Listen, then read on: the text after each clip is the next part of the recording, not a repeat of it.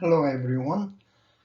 This is the lesson for this week. Last week after the midterm, we covered the symmetric key cryptography, and today I will cover asymmetric key the cryptography.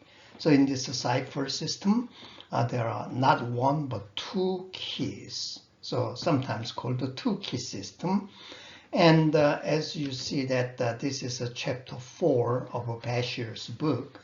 So I try to cover as much of the contents in the book, and whenever possible, you read the book and try to understand them.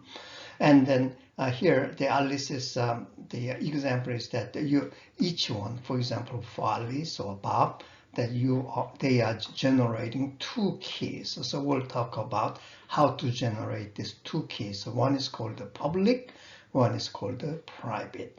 This is a key, very important issues in the cryptography, because modern day cryptography is really depends on this asymmetric key cryptography or two-key system.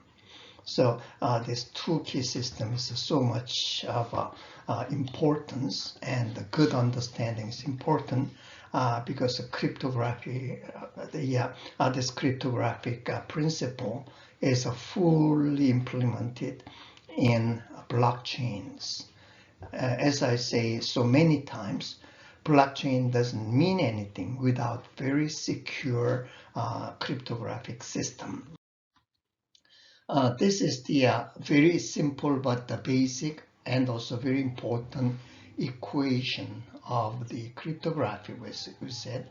And I don't know whether you remember this. It was in the midterm. So S for the plain text and the T for the ciphertext.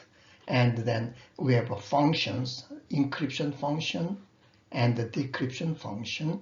And there are keys. So these are more or less of the key cryptographic equations. So this one K is enciphering key, the other K or K prime is a deciphering key. So one is used for coding it or making from plain text to ciphertext, and the other key is used for from ciphertext to plain text. So this is a total picture we covered in the Bashir's book, and we said that this part is keyless. So some cryptographic function can be done without the key. In a sense, without the key, that we can keep some secret of the system. But majority of the work is done with the keys. So symmetric key and the asymmetric key system. So we covered up to this much, and we're gonna today's lesson is on this part. So key is important. So in previous equation, we had the two keys, one K and the K prime. And sometimes the K and K prime can be easy. Almost the same. So a symmetric key system case that you have only one key to worry about, and then K and the K prime is exactly the same, or K prime is easily computed from K. For example, in Caesarean cipher system, that it is shifting by a certain amount to go forward or go backwards. In the case, our key is more like a +3 or -5, like that one, +3 being moving 3 steps further. So A become D, and the T become TQ, TSP, the TSUV, so T become V.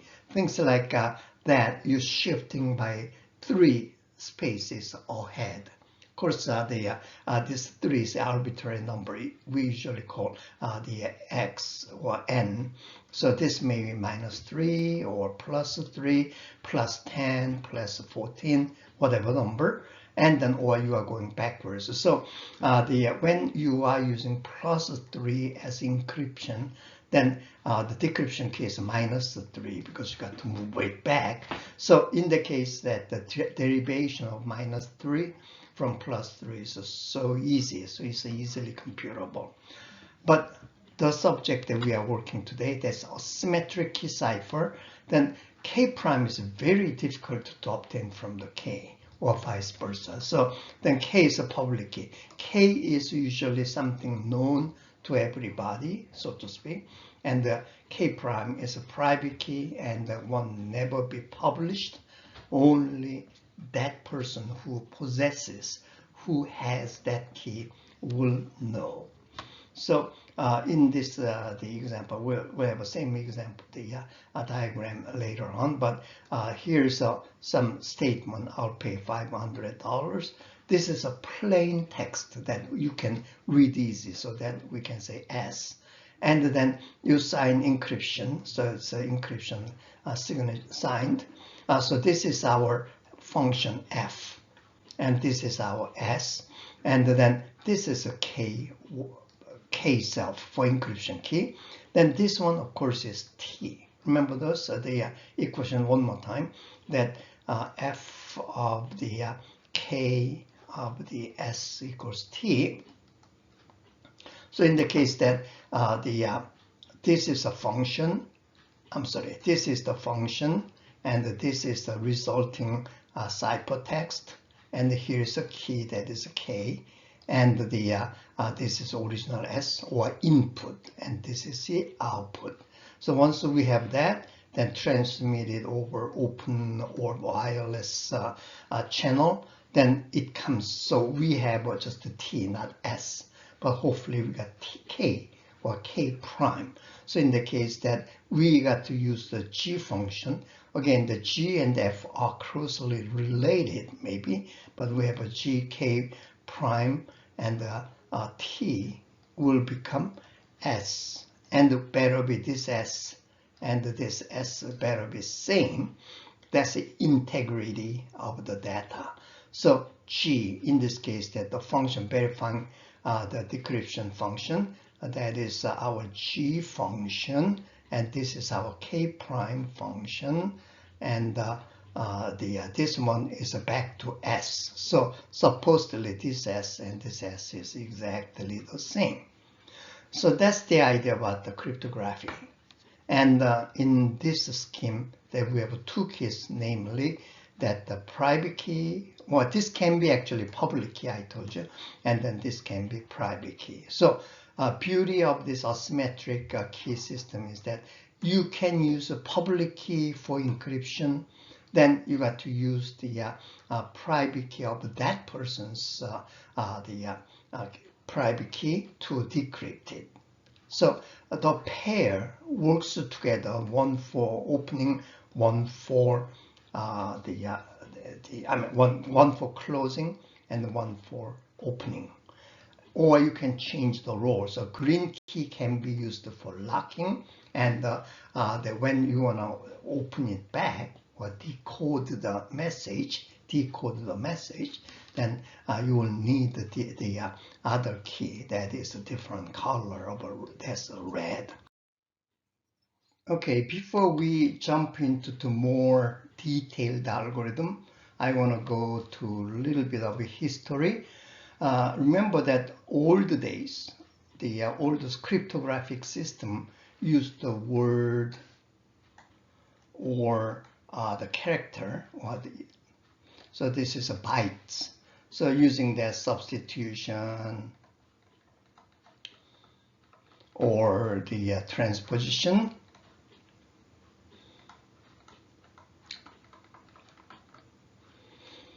then the modern day, when computer gets very popular and it is the controlling almost everything in the whole world, then they decided they used instead of a word or character, use a bits, because a computer works with a bit best.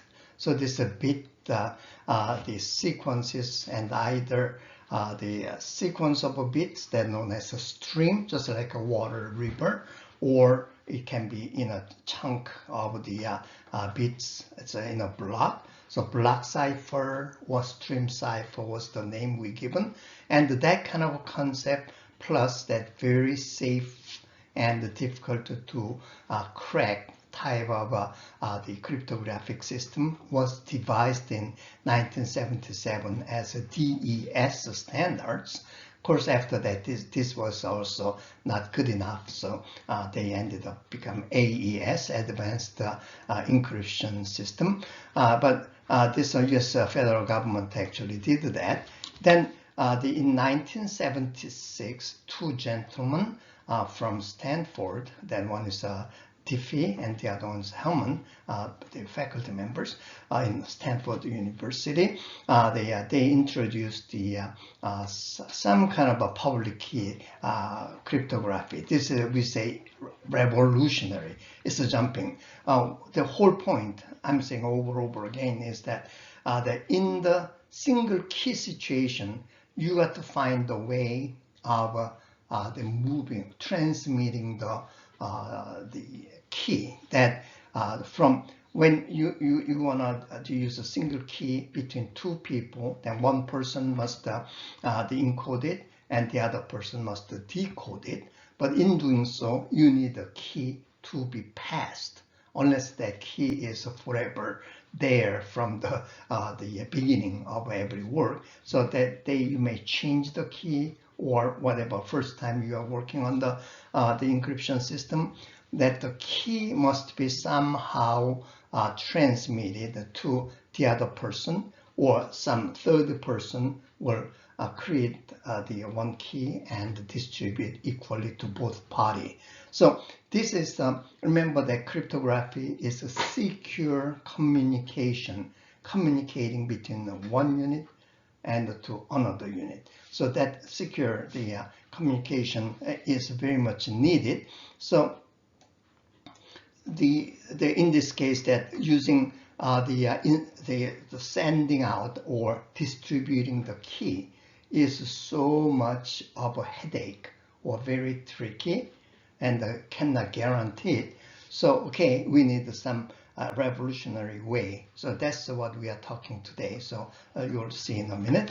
And then there's after they have done, that's a little cumbersome. So they ended up just having three MIT professors, Rivest, Shamir, and Edelman, and you put those initial letters of RSA that become RSA, the cryptographic system, and by far the most popular and so useful the cryptographic system.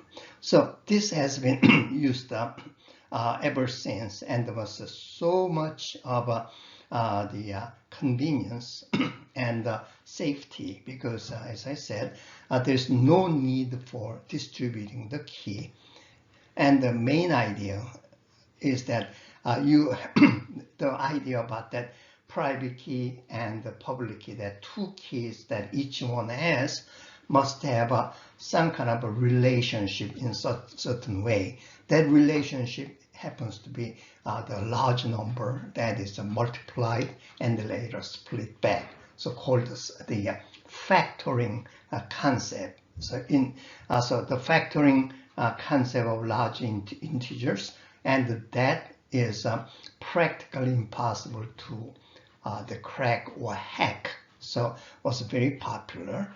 But around 1983, Wisner and Barsad, these two, and there are quite a few more, who also had some kind of idea that, okay, there's a thing called the quantum mechanics, and why not? We can use the quantum, the quantum physics as the kind of a tool for cryptography. Why not? So they started about called quantum conjugate coding, quantum coding, but that is also in the tangling up between the values. So it was a foundation of the quantum cryptography. So a little history here.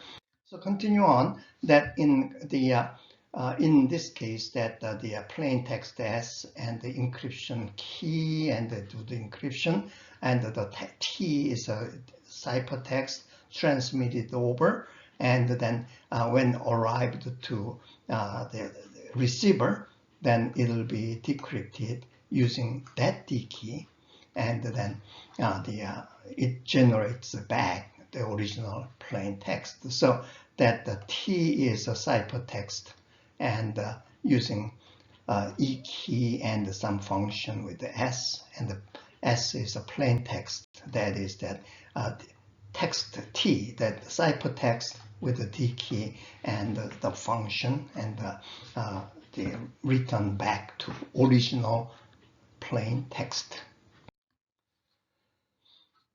So I'm just saying it over and over again that the single key, but then must be secret. If the symmetric key case, and it's a shared key, that key is public, then there's no secret. So it is really defeating any purpose, and it is completely useless.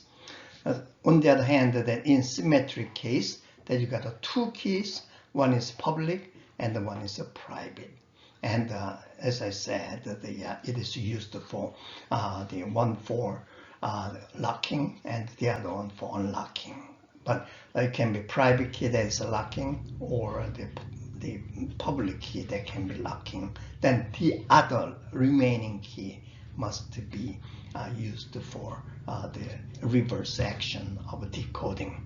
So then the quantum key system is a new science, I just said, but I'll have a time to just briefly talk about that. So again, I'm repeating that. I'm repeating same thing over so that you folks really get the idea, the difference between symmetric and asymmetric.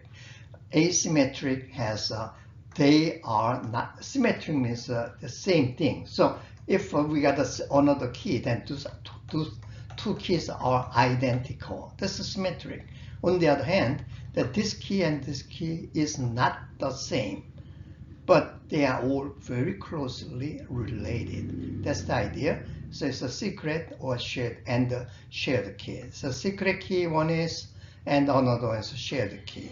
That's the idea about the private key and the public key, and this one is everything is secret. So symmetric, in the key case, that the Alice will create the function of the using the key, and then create the text. Then the transmitted T, when received by the Bob, then we'll get the GK, the G function, and the K, the key, same key. So here we said that this K is not even the primed, it's the same. Then Bob will end up getting S. So the idea is, so you cannot read the ciphertext. Ciphertext, however long, however beautifully packed, that's useless because we don't understand the contents. Okay. Okay, so we have a, oops, I'll go back up. Here, in symmetric case, using the same key, but with the symmetric key, what is the problem? That let me explain that one, that you will appreciate why that the symmetric key is a little less desirable. First of all, confidentiality of a key. So how to keep the key? So key secret, to make it key very secret, then you got to find a way to safely put somewhere, and then, but problem is that this must be given to the other people. That other people other than the person who has it before. So in doing so, there is chance of the secret be kind of compromised. So this is key distribution problem, or KD problem. So this distribution, that's the main issues.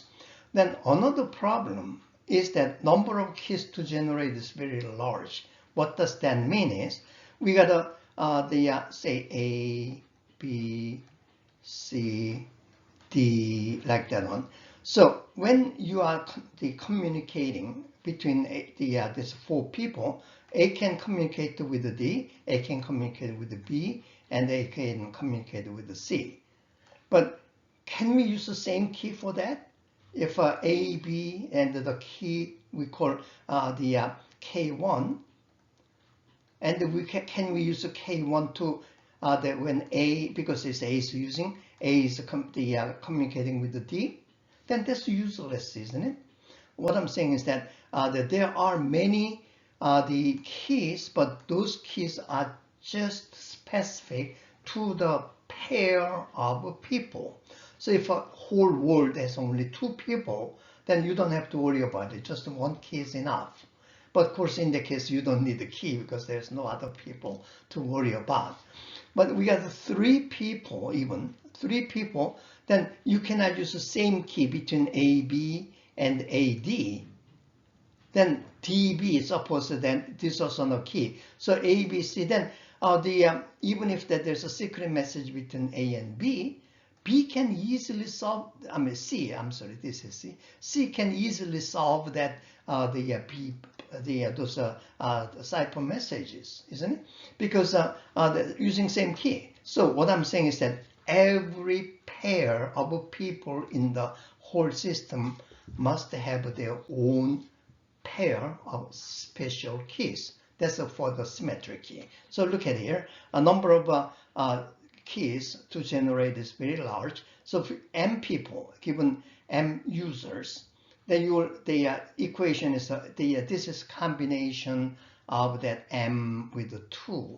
That one is m minus 1 over 2. That's the case. So give that the example. If there are only three people of A, B, C, then you need the three keys. You know, those are between A and B, A and C, and B and C. So when B and C is transmitting, A cannot read it. Or A and C is transmitting, the key used there cannot, is a secret to A, that is a secret to B, so B cannot read it because only A and C knows it. And then between A and B, then C shouldn't know that key. That kind of thing. So it must be used by three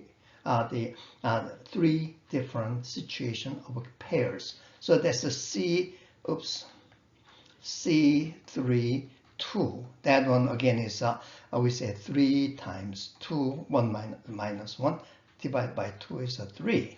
So if there's a 4-person A, B, C, D, then we need the 4 times 4 minus 1, that's 3 divided by 2, that this becomes 2, so total 6. 6 keys. A and B, you got to have one key. A and C, you got to have another key. A and D, you must have a separate key. And B and C, B and D, and C and D. So total 6 different keys there should be created. So you got to generate 6 keys to handle the secret among 4 people. When there's 10 people, then you got to have the same equation here, 10 times 9, that one less, divided by 2, that's combinatorics. And then that one will be 5 times 9, so it's 45. So for 10 people, you got to generate 45 keys. Wow, that's a lot. Then if it is 100 people, then again, we plug it into the equation in here.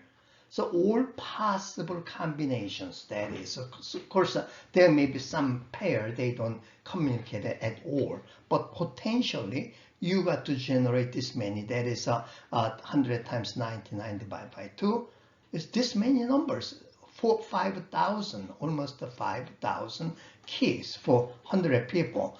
If it's 1,000 people, an organization has very easily that much, times the 999 divided by 2. That one is roughly, it is going to be 5, and then this one's 500. So 500, this is roughly 1,000. So 50,000. You need for 5,000, 1,000 people, you need 50,000 keys to generate. That's a lot of work, and often that just keeping that track of that is going to be very, very hard. So assuming that in a university or in a big company or in government, that they have the 2,000 or 10,000 employees, very easily can be 10,000. So potentially we got to keep track of the keys between those things, that those 10,000 people. Then we should have roughly 5,000 times the next one is 10,000. Then it's 50 million. For 10,000 people, you need 50 million keys to generate and keep track of it. For the system, that's a lot of the cumbersome and troublesome situation. So let's say if there's any better way. So better way is that in public key system, that everybody has only 2 keys, and that solves the problem. There's no need to worry about whom I'm communicating with. You'll see it. I mean, you may already know what I mean, but I'll explain that a little more anyway. So everybody has only 2 keys. So person B will have the also private key and the public key. So 10,000 people or party, then how many keys? 20,000. Because every one of them has 20,000. Then that's compared to 500,000, so 50 million. So compared to the 50 million people, the keys, the 20,000 is really nothing, much smaller, isn't it? So that's kind of the logic why that this public key system is very useful. That you don't have to worry about whom you are talking to. There's no need to worry about it. Everybody has a public key and a private key, and everybody's public key I know or I can know. Then nobody's private key I can know except mine. So in the case that all the secure communication is possible. So again, by the numbers, that is quite different.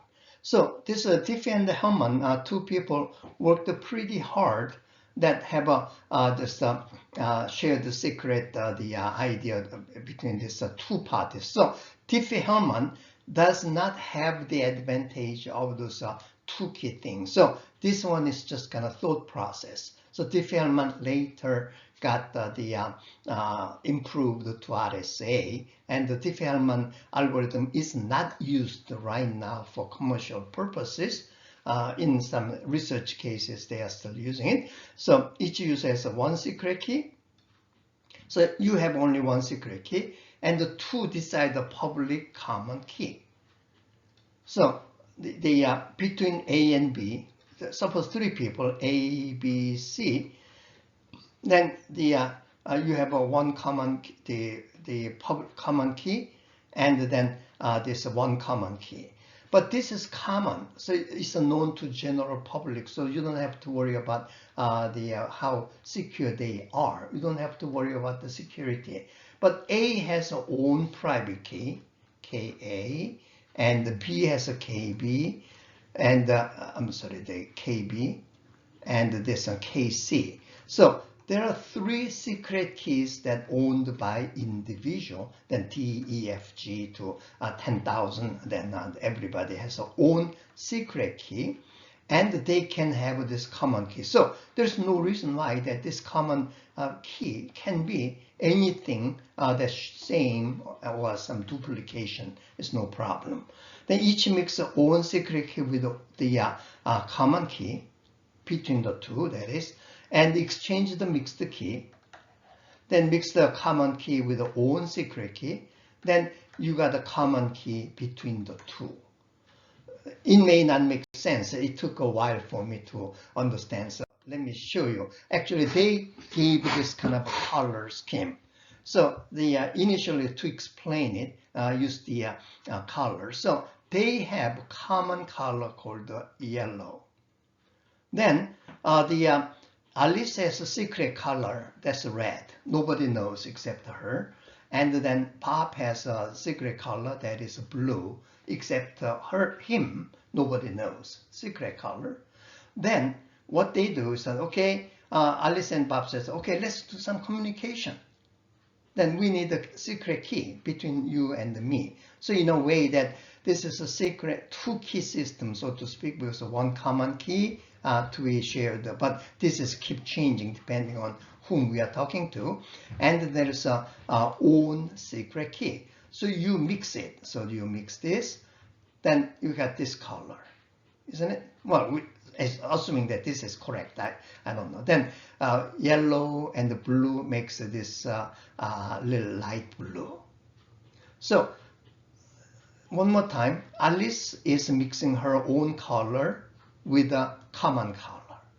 Bob, at the same time, this common color, that's yellow, with his own color. Then it generates this color, and it generates this color. Now, exchange this color. Here, secret, or the here important thing is that you should not be able to find it out that what was the Bob's private color by this color only. Some people may say, oh yeah, we know that their common color is yellow, and this is some blue, so Bob's color may be green, something. That may be in real life possible, so that's where analogy goes a little bit wrong. But assuming that this mixed color, then nobody knows. Nobody knows that what is Alice's secret color that yielding from yellow to this color, and then what is Bob's color that yielding this color from yellow by mixing it. Anyway, exchanges. So Alice got this Bob's and the common color mixture, and Alice got the and the Bob gets this color that is a mixture of a common color with Alice's private color. Then add your own color, that's a red again, and add your own color, that's the blue for this person. Then they will be three color combinations, yellow and red and blue. All three colors are mixed, isn't it? So both of them has a mixed all those three colors. That ends up common color, same color. One more time, the secret or the kind of a real assumption is you cannot guess what is this secret color, so that no one can duplicate that again, and you can no one can guess what is the Alice's secret color by just looking at this color. So this is a little hard to understand, but it's much better explained by this secret color thing. That is that what it is that instead of color, what if it is a number, integer? And instead of mixing, we have a power. So you know that x power a, in a way, so this is our x, and the power of a, then this will be the value of xa, isn't it? So this one is x power of a. Then in here, this is a x, original the common color is. This is a b, that's Bob's the private color. And then the mixing process is not really mixing the liquid, but rather, let me get my picture on. Rather that this one is more of a x power of b. So you exchange that one, then this color is x power of b, this is x power of a. now that this coloring or mixing process is that powering this one with a value. So this is a x power of b power of a. This one is, so that's this color. So this is the A color, and then this is a resulting value of x of b a. This one is we have x of a, and this is a b. So this process become x power of a originally, then power of this is b, as we have seen. So b, power can be just stuck together. So both of them is xba, x. This is commutative, so-called. So this xba is exactly the same xab. So okay. So actually, I made some kind of.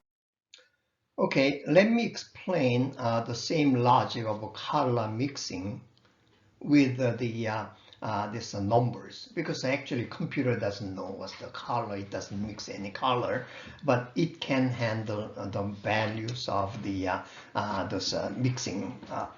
Mixing the bits instead of color. So I made the little bit of to make the example usually tells better or makes it easier to understand.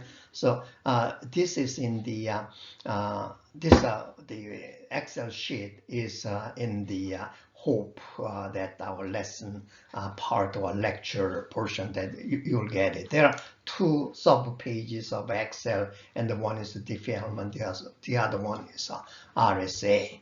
So Diffie-Hellman can be explained by this very simple example.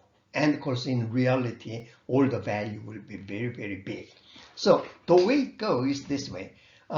First of all, between the two, but it doesn't matter. It can be the Carol, Dave, and the Eve.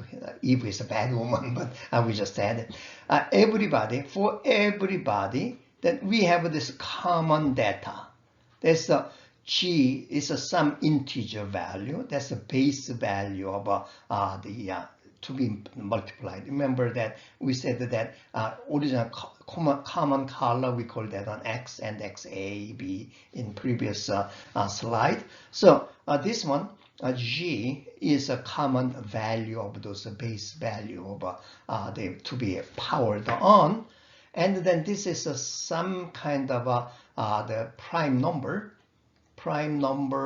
and then it's going to be divider, actually to be mod function. So these two values are public knowledge. Everybody knows that G is 13 and P is 19. But what is the real secret, or what is the real clever idea, is that Alice, Bob, Carol, David, and Eve, they each have their own secret value. So it's a private decision, it says. So this one, nobody knows. Alice has 6, nobody knows. Bob has 5, nobody knows. Because in reality, it's a much, much bigger number, but for our illustration. So what it is that A is 6, as Alice is private. So the C value, C is the new value that is powered. It's much like a first the mixed color. So this is G squared, the G power of A. So G is a common value of base. Remember those common color that was yellow in previous slide? That's a G, G. And then power of A, that is 6. So in this case, and then we don't want this value run away. So if you make fairly large P, then they will cycle through the number. So G is 13 and the power of 6, and then you divide it by the 19. That's a P is our P. So mod, as you know, is that you divide a certain number by the divider and the remainder, so that we can control. So the value here is no more than 19. Actually, 18 is the largest number. When it is 19, it gets to 0. So we have that. So this will calculate it. This portion will be calculated by the Excel sheet. So this one, 13 power of 6, and then mod of p. So you will see that function over there is that 11. Then in here, same thing is a g. That's the 13 and the power of the 5 and mod of 19. Then that becomes 14. Then you exchange it. So this one we call C. That's new value. Remember that I mixed the color. Then this one is we call D. This one is D. So C is in previous analogy that the common color that was red, the yellow, and this is a red color of at least is a secret key color. So secret key. So you multiply that one, and you saw those mixture of somehow reddish something. That one is a C color, and that's a C value here instead of color. Then same thing. The Bob had the yellow color. That's a G, and then powered to his own color. That was blue in previous the PowerPoints. Then over there, you see those the values. So the power of G. So this one again is 13 power of 5, and then mod of P. That is 19. If this was in the classroom and the lab, then we would have done this one with a calculator and work together. Then you will get that value 14. By all means, you just verify this number. That is that the 13 power of 5. Then I used to have that number, but anyway, the Excel sheet calculates, and then divided by, so it's mod, divided by 19, and the remainder. By this mod function, no value will be more than 18. Then no more than 18. It gets from 0 through 18 because it's a remainder. Anyway, I'm repeating that statement. So it's a 14. So 14 is a D here, and you power that on with the A again. That's a 6. So here D is a 14 and the power of a 6 and the mod of 19 again. Okay, we can do 19. But the percent sign is in general, if no negative involved, then same as percent sign. So value of 7. Then in here 11, and then C. That's the 11 here. So 11 power of B, that is a 5, and the mod of 19, that will become 7. So because the D itself was G power of B with the mod. So G power of B, and then powered with the A over. And this was G power of A was what those C was, and then powered with the secret number B. So it's a GAB, and this is a GBA. It's the same as AB. So these two things are exactly the same. So every time the number will come out together. So only Bob and Alice will keep those numbers. Say after this exchange thing, and then okay, we have this secret key. That is a secret between Alice and Bob. So whenever they are communicating, whether it is whatever they for blockchain, the operation or any letters, doesn't matter. It will be used for this secret number 7. So by all means, I ask you to open this Excel file and change this G value. There's have this way because that this value can be changed. Then still you will always have this value. The secret key will be same. If you want to make this one a bit larger number, then that's you will see that this one has more ranges of different values. But it's a very clever idea that there's a public or a well-known public knowledge of the data that has been one base number, actually it's an integer, and then there's a p, there's more of the prime number that will be used as an exponent, I mean the divider on the mod function. And then Alice and Bob each has their own secret key. And this secret key nobody shares. Of course, Alice never tells Bob that was my secret key, and Bob never tells Alice about what is my secret key. Nevertheless, that they will get common key generated by exchanging this work. So it is also, in a sense, zero knowledge.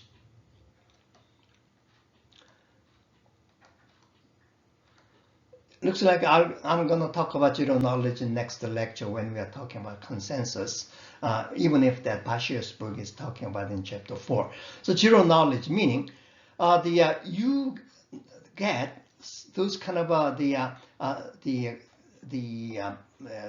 secret key between Alice and Bob, just a secret, nobody else can. Alice and Bob has their own secret keys, their own, the common secret key. But in generating the secret key, Bob doesn't still know what is Alice's secret key, and Alice still don't know. She doesn't know what is Bob's secret key. Make sense? So that's how that the whole things are moving each other, and that creates the secret key with the public knowledge and without the key distribution. So in other words, there's no key. This value is a public knowledge. Anybody can grab it. And Alice keeps her own secret key. Bob keeps her own secret key. And whenever Alice and Bob needs communicating, hey, I want to communicate. Let's create a key. So doesn't know what Bob has actually, but like that, just send me a value from Bob to Alice. Then here Alice is sending another value to Bob. All the secret is that they are using this public value and mixed up with our own secret key. So those things are exchanged. Third person, like a Carol, intercepts this value, but she doesn't know what to do. To generate this number 7, they must have a secret key of Alice and or Bob's secret key. She must suppose that she intercepted this 11 and 14. Still, she doesn't know what is secret key of Bob. So the secret key of Alice. So cannot generate this common key 7, and the same thing goes with others. So intercepted 11 from Alice to Bob, but still there isn't any way that anybody know what would be those common new the key, because that doesn't know what Bob has, what's the secret key. So think about this one and try out with a different value of this A, B, C. You cannot change CD. These are generated or calculated by the GPAB relationship. So you can change these values, GP and then AB, and then you will see always this section will come up with the same value. So refined the Diffie-Hellman that from Bob that you have the Alice and Bob, you just give the public key of the Alice and the private key of the Bob. So from Bob, so this one is refined. Actually, this is the concept that added up that in a way that let everybody have own private key and the public key. So from Bob, then there's a public key and then a private key of Alice, and you mix that together. Then only Bob has a private, his own private key, and then Alice's public key, everybody knows. So you use that one as the encryption key. Then when the ciphertext goes here, and when it's transmitted over, then you use, because you use the public key of Alice, now the private key of Alice, and then you use the private key of Bob, then you use the public key of the Bob. So the result of this one, I'll explain in the later part a little more detail, but idea is that it is verifying when this message is deciphered, then verifying that it is for sure coming from Bob, because it's used the Bob's private key, and it's opening with Bob's public key. So that means that it is only originated from Bob. Then the same thing that Alice, the Bob wants to send this one such a way only Alice can read. So it is they used her public key. It's all scrambled. So nobody can read. Only when Alice's private key is activated or used to solve it, then whole the message is readable or convert to plain text. So that's a beautiful idea that Diffie and Hellman further contributed. For their contribution, they got big award, and some people say that that's worth the Nobel Prize, because that contributed so much welfare to the human society. I'm not sure about that. It is a kind of true.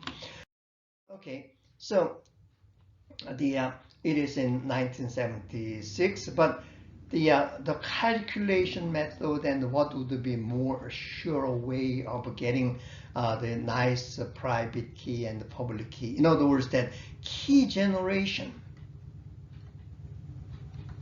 not distribution, how to create the key and as a private and the public key of the individual by pair.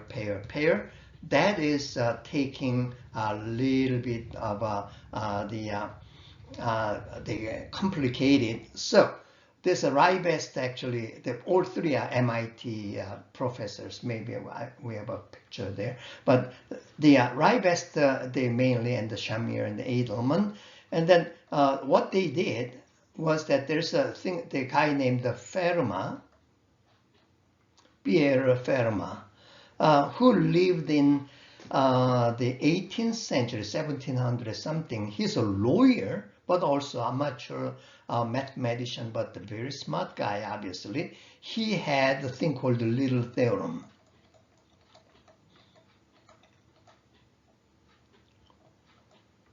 So Fermat's Little Theorem says that there's a certain way that using the prime numbers, that they are always that you can expect that the mod value will become only 1. I can explain this Fermat's Little Theorem, but again, it takes at least half an hour to talk about, so I'll just skip it. But based on that, and they invented the RSA system, and that was really successful, and because they had a very long key so that it won't be cracked up. So it's not cracked yet. And then based on that, after that success, many people worked on, and there's another young people whose name is Stallman, who created a new system called PGP, pretty good privacy.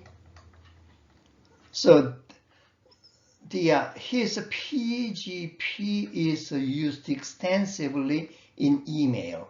So when you are sending and receiving email, it is based on the PGP. Then,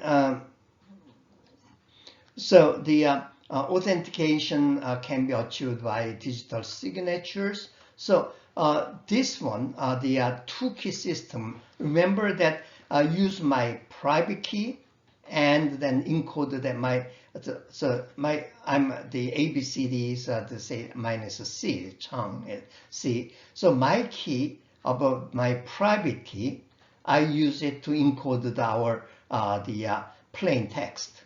So we call S here, and then send it over.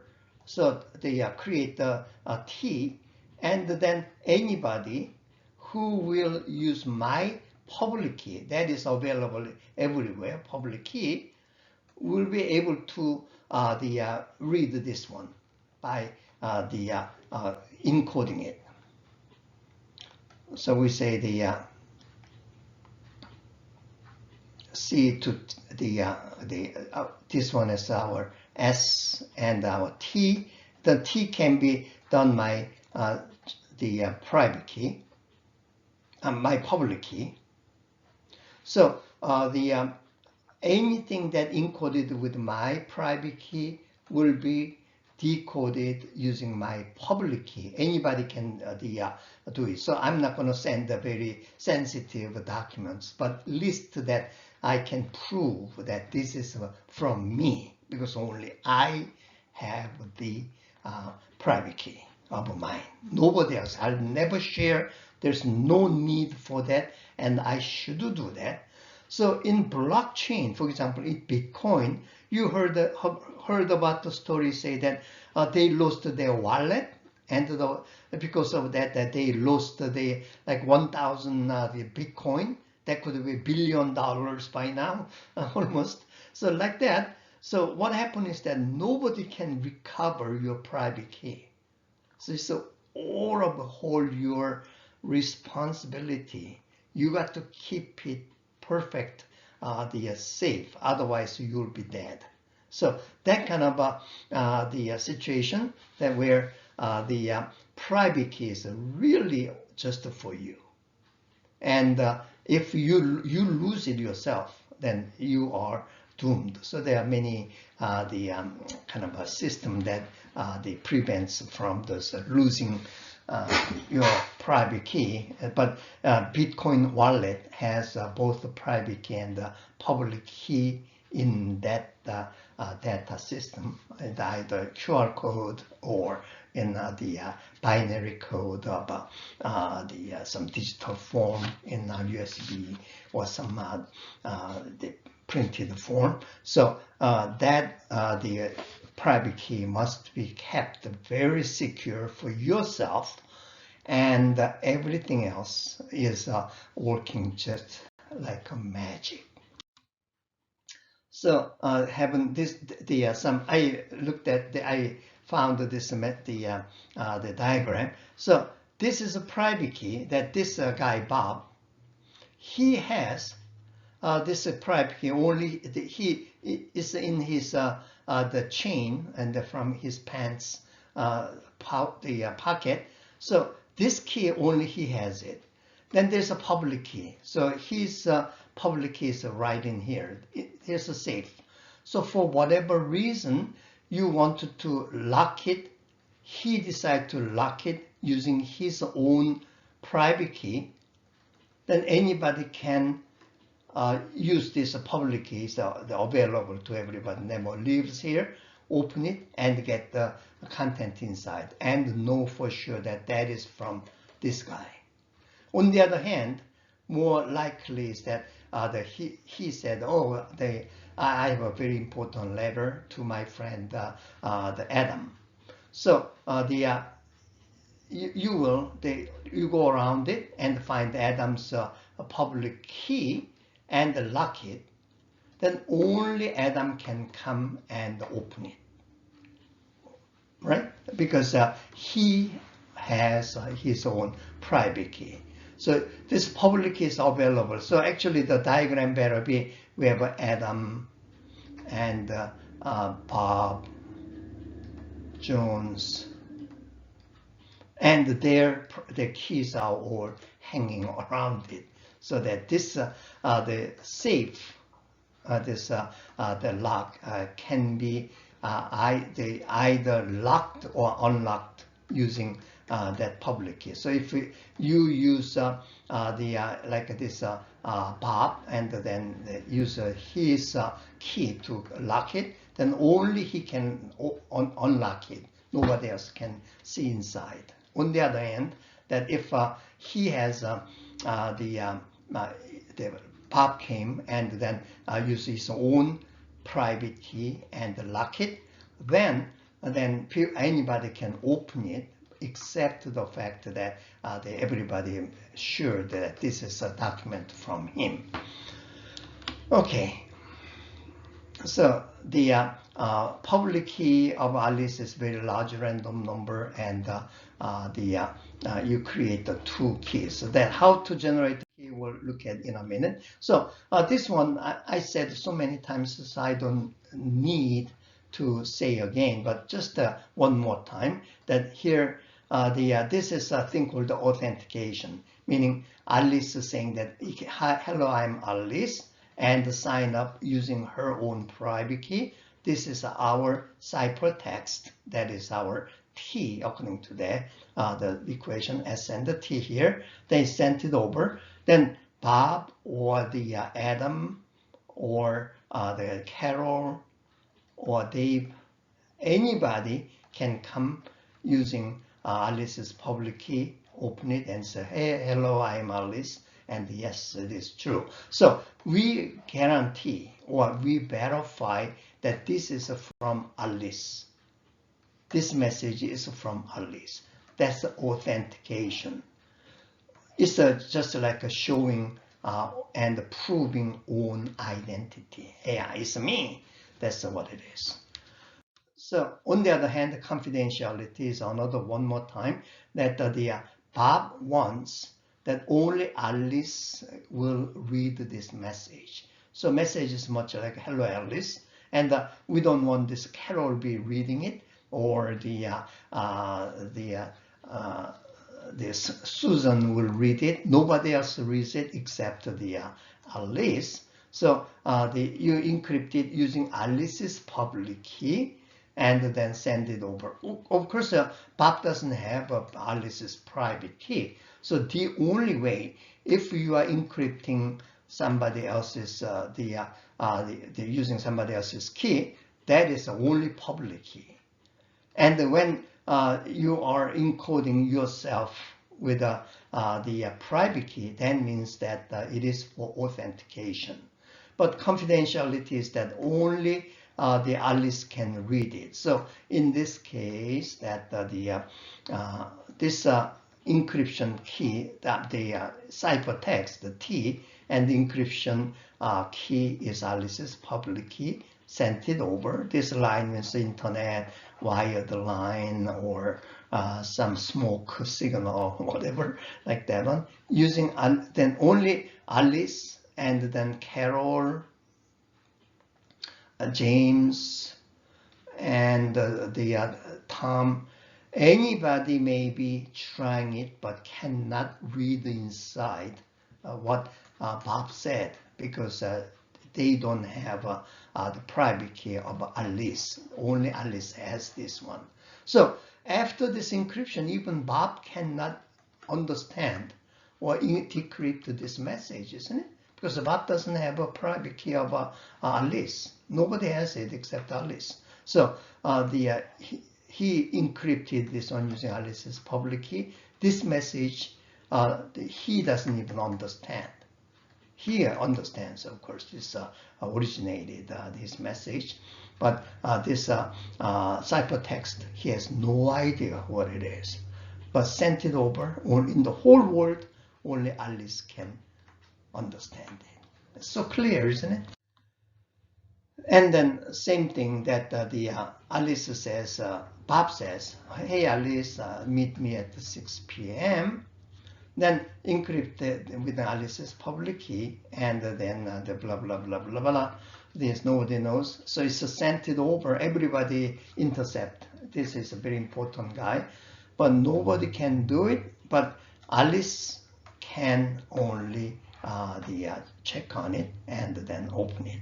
Of course, that in general that they kind of they set the promise, say, hey, at least I'm gonna send some secret message tonight. So it can be read, that can be eavesdropped by some other people. That's okay. He can even say in public or in SNS, say that Bob says, at least I'm gonna send some important message to you tonight. And then sure enough that this was transmitted. But anybody can have that, and anybody know that announcement, maybe, but the true person, the only person in the whole world who can really read the message is Alice, because of a private key she has. Okay, then Alice says that I'll pay $500, then make a Bob's public key, using Bob's public key. That means this thing, everybody can read this one, but doesn't mean anything because it is a ciphertext. So we know that difference between cryptography and steganography. So steganography is that they don't even show any messages around. They don't even know what's going on, or there's any message going on. But in cryptography, that message is coming, but you cannot understand. So who can understand it? Only Bob can understand. So based on this promise is that Alice used her Bob's public key, then the only person in the whole world who can read that message or decode that message is someone who has the corresponding or pairing keys. That is Bob's public key become Bob's private key, and then you can solve or you can decode it into plain text. So this one is called confidentiality. So message that's only secret to Bob. Only Bob is qualified or authorized. The authorized may be the kind of confusing because of authentication word, but it is really Bob's permitted. Bob is the only person permitted or who are capable of read the message.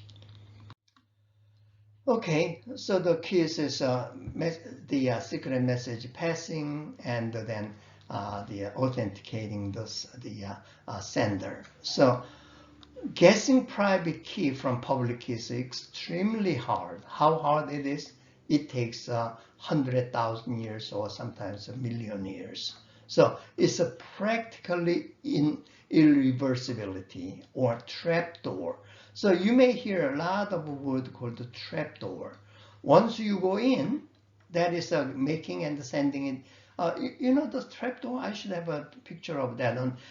Like in the house, you have a little dog or a little kitten, little cat, and then these guys keep going out. So what you do is that if you have a valve like that, so this is inside. So if you push, then it opens, so you just get out. But once this is inside the house, this is out. So dog can be coming in. So trap door here, you can push it and coming in. But going back is very difficult because it's closed in. We have seen that on from the hashing. So we got a hash value is a big H of the actually the other one. The big H is hash value, is a hashing function of our message or the M message like that. So knowing the message, getting hash value is easy, but having hash value and getting the message is practically impossible. That is known as a pre-image resistance. Remember that? So that kind of idea that you can do one way, but the other way is very difficult. That's trapdoor. and it's practically irreversible. So using some algorithm, we'll see in a minute, the algorithm that you generate the public key and the private key. So generating this one takes just a few, less than a second, usually less than a millisecond, but just getting public key and this is published, then finding out or guessing or calculating this private is very difficult. That's the idea. So again, that this page talks about the kind of relationship that the S and the S, same thing. So the original plain text and the using public key of the Bob, then you put that on into private key of the Bob, then we'll come back with this. This is because T, this whole thing is a T.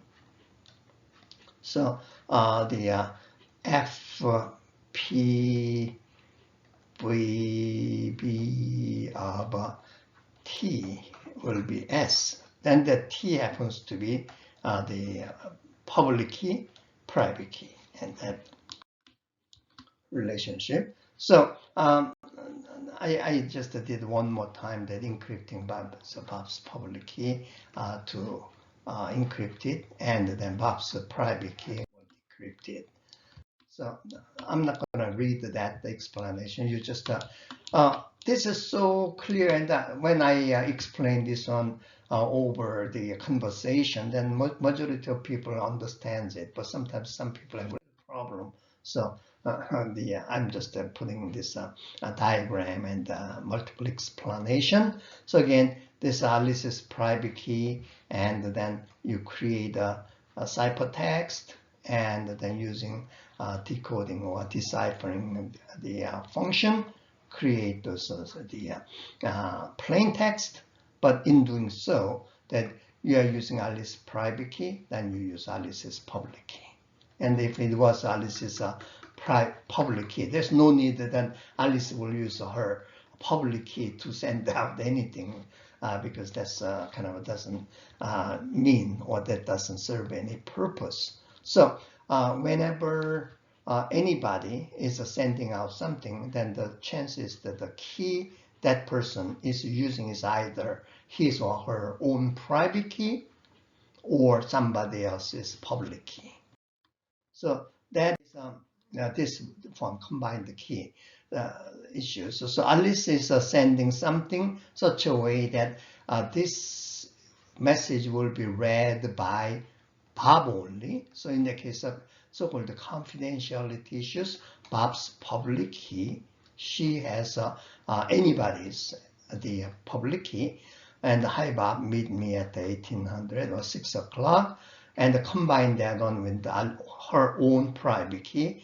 So internally they are using twice of this operation so that it can be separated out later, doesn't matter anyway. So this one is a shared secret, 7518, like that one. So only Bob and Alice will know it. Right now, at this moment, nobody knows. Bob doesn't know exactly what it is, or the Alice doesn't know what it is until having these two keys. But that involves Bob's private key. So without his private key, this is not possible to read. So it is, think about it, even if it's a combined key, that it is saying that you create one message using Bob's public key and make it, and then you encode this one using second stage of Alice's private key. So send it over. So the result will be same.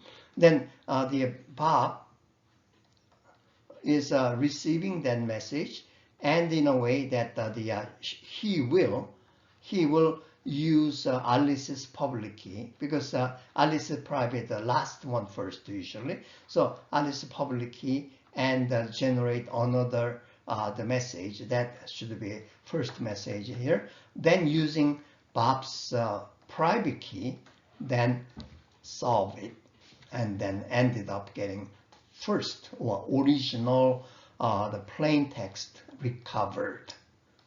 So this combination. So as I said, in two-key system, everybody has two keys of a public and the private.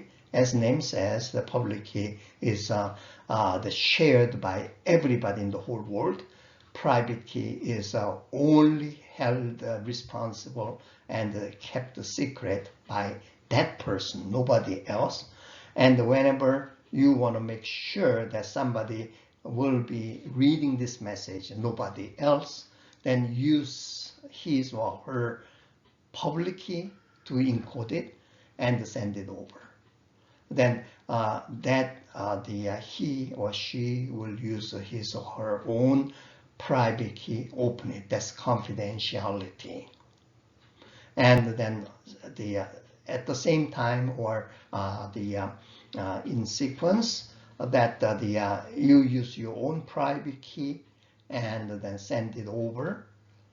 They encode it and send it over.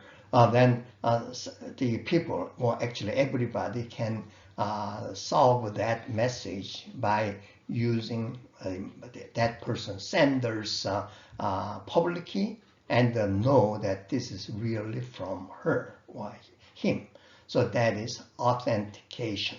So confidentiality and authentication is satisfied very beautifully without ever changing or distributing the key. That is really used in the current stage. So this combined key is used frequently and is sent over these days used extensively for emails and certain the secret documents to send that RSA and PGP is being used. So this explanation is the same thing, encrypts a plain text using Bob's public key followed by her own private key. Then Bob decrypts the text with Alice's public key and followed by his own private key. And now we are sick of listening to, but one more time I say, you will use somebody else's the public key for the confidentiality to be sent, read by that person.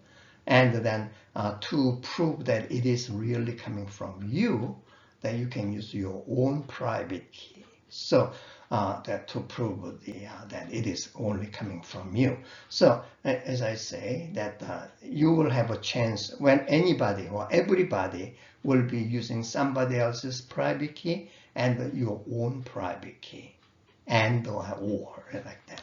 Then everybody else is the same, that whenever they are using this system, you are using your own private key and somebody else's public key for the confidentiality. So practically all commercial and governmental message communication use a public key system due to difficulty of a key distribution problem. So there is no so due to it's a little misleading. So this solves this asymmetric key. Solves that problem, and there are many successful implementations of this two-key system. And next page, that is RSA is one, then ECC. This one I'm going to cover today, but this elliptical curve cryptography, ECC, is very popular, and also it is in the book. I want you to know about it, and if you are pretty much good at the mathematics, then you will be really fascinated by it. I don't have time to go all the detail of mathematics, but ECC is also a very beautiful one. Then there's a PGP, that is the pretty good privacy. That one is used in email. And then there's X509, International Standard for Key Management. So this one you don't use yourself, but rather there's a certain way that the public key. So where do you put the public key? And where do you let people keep your own private key? How can I handle it? Because their key is so important. Well, so there's an international standard, that's X509. So those managers of computer center, those the system designers must they know this system. But for general public who are using the cryptographic system from the algorithm, you don't have to worry about it. This is for the managers. Then the others are IDS, this international, the digital encryption system, the blowfish, and etc. etc. Blowfish is kind of interesting. I could have put the picture of blowfish. You know, the blowfish is more like a round form. The very small, short, and fat fish. And then when it's sucking on and a lot of air, then it's popping. It's like puff fish. Then when blow it up, it's very thin. So it's going up and down, like the size gets big or small, big, small, like that. So that gives the kind of a name. So anyway, they gave their algorithm as a blowfish. So if you're interested in, then why don't you search Wikipedia or some references, then they will explain it. But the idea is all same. And then Java has its own classes, so you can go directly to those creating public, private key and just keys. Then if you do, hopefully I can do some homework to assign the OpenSSL that in the Linux system, then you can actually try out some of those generating keys about this ECC and RSA, and I don't see the example of the Diffie and Hellman the algorithms, but anyway, OpenSSL has all those the functions or all the programs already put it in. So private key is an example. It's a pretty long, isn't it? That's all hexadecimal, so 714. This is one example, and in RSA has a total 11,000 bits. So usually private key is much bigger. Then corresponding partner public key for the same person. So this one, somebody else's. This is one example. It said 193 hex value is 3,000 the bits. So about 1/8 or 1/5 of the sizes, much smaller. Public key, you don't worry about to be hacked or be guessed. And also important thing is that you should be able to, people will try to get private key from the public key. You don't want to guess for the public key. It's already there. You can just grab it. But private key is something kept by everybody, and the hackers or cryptanalysts will try to get that private key calculated or derived or stolen. Okay. I think this is a good time that having some break time, and then we'll have a RSA algorithm explained. So I'll wait about 3 to 5 minutes, and then we'll explain RSA algorithm.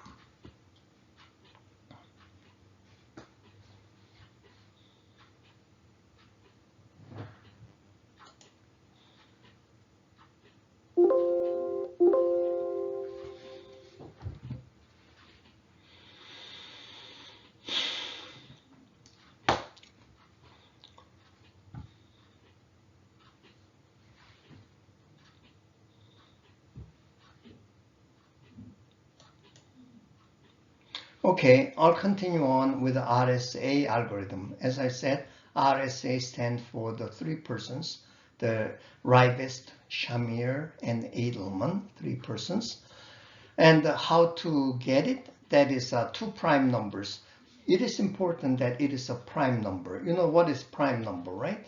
A number that cannot be divided by any other number than except 1 and its own number, because it's always true. So like say 14 is not a prime number because it can be divided by 2 or 7, And of course, it can be divided by 1 and then 14. So you divide 14 by 1 is always 14. You divide 14 by 14 is always 1. And then, but you divide by 2, you can divide by 7. But 23, for example, then you can divide by 1, make it 23. Then 2, 3, 4, 5, 6, no numbers will divide this one evenly, but only that the 23 will be. So 1 and its own number, and nothing that can divide this one without the remainder. There's no such one. That kind of idea is no factorization possible. The kind of a number that is by itself, so to speak, is prime numbers. So get what the graph 2 prime numbers. Usually it got very long digits. Then you get the n value is p times q. So suppose this is 3 and 5, both are prime numbers. Of course, in the crypto system will be this simple, a little bit much bigger one. So n will become 3 times 5, will make it 15. Then r value is 1 less of each. So 3 minus 2, the 1 is 2, 5 minus 1 is 4. So r will become 8. Again, this is a Fermat's little theorem. So if you are curious, then you can look at that reference. But just to follow the equation, then find a value d such that the greatest common divider between d and r is 1. So there's no common factor to divide. So r in this case is that was 8. Then greatest common denominator. If I just put 2, then if d is 2, then the r is 8, then common denominator, the greatest common denominator is 2. So that's no good.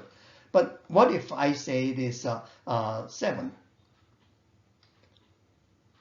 So I choose the d value as 7, then there's no common divisor between 7 and 8 except 1. 7 can be divided by 1, and 8 can be divided by 1, making 8. But 7 cannot we cannot say 7 as a common greatest common denominator. The denominator, that is the no other number except 1. There's no common divider except its own numbers. So 1 is the only one. So that's called the relative prime. So finding this is relatively easy. So public key is the d and n. If you look at those, actually it's not very obvious, but the private key that we had the 134 bits in previous one. There, that first the big portion is D, and the next big portion is N. There's a certain system that we see everything's scrambled. So if you use OpenSSL, then you will see the separation there. So anyway, public key is a compound key of D and N. It's not multiplied or anything like that. Two values just kind of grouped together. So you find one D such a way, and then N value, that is in our case 15. Then find another value, integer E, such a way E times D. We decided D. So there can be many D's, right? But one of them, the main requirements for that is that there's no common divisor with R. This R is coming from here. Then E times D, you multiply that on, and the mod of R is this value here, is 1. That's what the Fermat's little theorem is all about. So it's always having very peculiar properties, and that is the unique, very unique value. So define the E. Of course, that there can be E and the D. D is multiple choices, and depending on what you choose D, then you can get the E. Frequently, you can have more than one choices, but in general, there's one optimal one. So this combination of D and N is public key, and E and N is private key. So I think the real core, most important part of the algorithm is number 3, and that uses Fermat's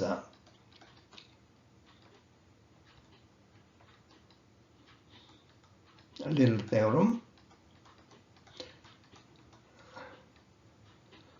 Fermat has another one called the last theorem. That is that A times X plus B times Y equals C times the X and the X here. And the X cannot be, 2 is possible. That's a Pythagorean.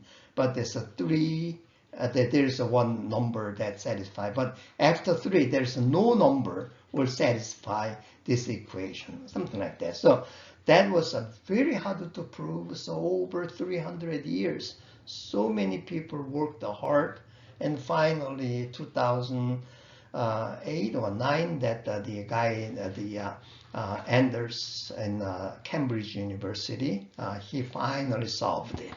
So it's true that it's impossible to find it.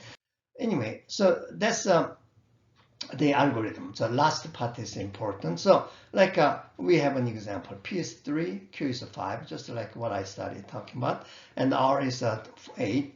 Then you find the D such a way that greatest common denominator of D and R is 1. So we choose 3 because the 3 and R, that is 15. R is 8. Yeah, sorry. So between 8 and 3, there's no common denominator or common value to divide without remainder or any fraction except 1. So we choose 3. Then find the E such a way that E times, that is that E, whatever new value we are looking for, and times D times that new value we are looking at. So D is 3, and the mod of R is here, 8 is always 1. So to be the R of a mod is 1, 7 will do, isn't it? I'm sorry, 9 will do.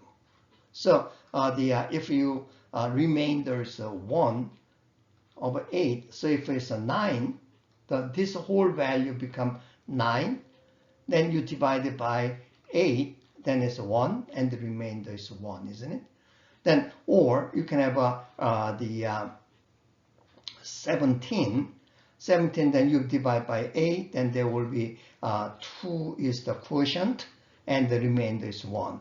Things like that. So in very small number, you can do by hand to get it. So it can be 3, 11, and 19, and 27. So the thing is, the multiplied value must be the value such a way, the 1 more than 8 multiple over 8.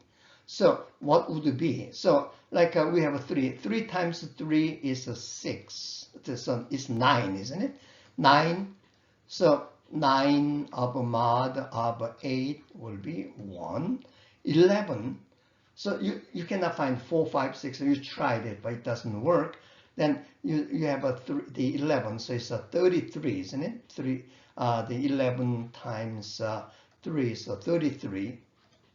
Mod of 8 will be this 4 times 8 is 32. So the mod is 1. So in the case, you can the value 19 is same thing. You multiply 19 with 3. That is 57. Then the mod of 8 is that 7 times 8 is 56. 7 times 8 is 76. I'm sorry, 56. 7 times 8 is 56. So remainder is 1. Things like that. So in small numbers, you can just try those numbers. 27 works, but you choose 11. So the primary key, I'm sorry, primary key. The public key is the D and R. So that is 3 and 8 combined. And then R is the private key is that E and R. So 11 and 3. I'm sorry, 11 and 8. That is a private key. So we have that calculation. Then once you have, so 3, 15, and yeah, so the public key is N and the D. And then the private key is E and N. So 11 and 15. So this is your own, and this is a public key. So S is the plain text and the ciphertext. So sender will send this one, just power function. S, this is our plain text, individual character actually. Power of D, we have this D here. So, and this is E, power of D and the power of N, and the over N. N is the kind of divisor. Then it's sent it over, and the receiver will get that same thing. T is our, so it is generating T and sent over, and then power of E. So we have this E here, 11 here, and then mod of N.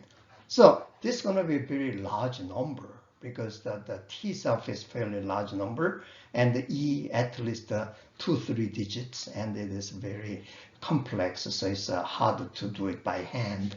It takes the not even calculator wouldn't do its overflows, so it takes some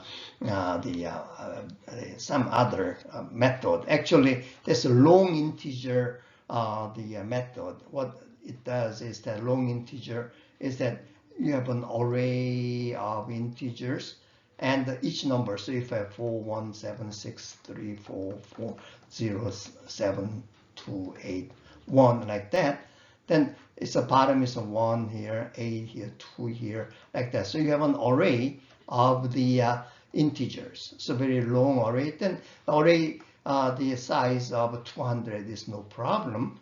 And then individual integers in here, and use that one to multiply and subtract and divide.